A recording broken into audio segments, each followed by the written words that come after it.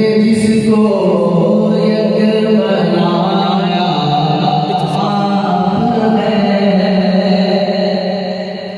आप जैसा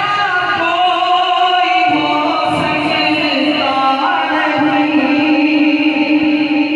आप जैसा कोई हो सकता नहीं, अपनी हर खूबी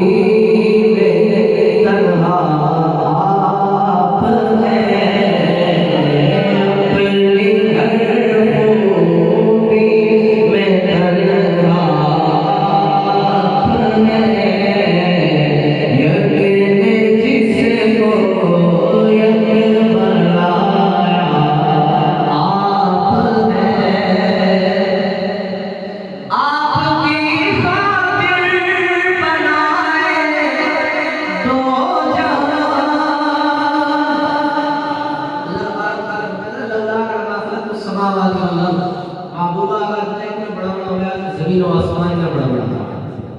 लौला का खल्क़ुल अफ़लाक एक में बड़ा हुआ है, फलक चांद सितारे में बड़ा हुआ लौला का नमाज हक रबूबिय्यत अगर महबूबत तक में बड़ा हुआ तो मैं अपना रब होना ही जाहिर नहीं कर रहा। अल्लाह आपकी खातिर बनाए तो अपनी खातिर जो बनाया आपने, अपनी खातिर जो बनाया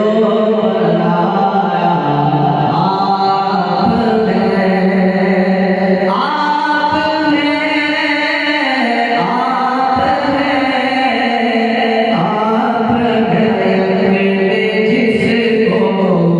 आपने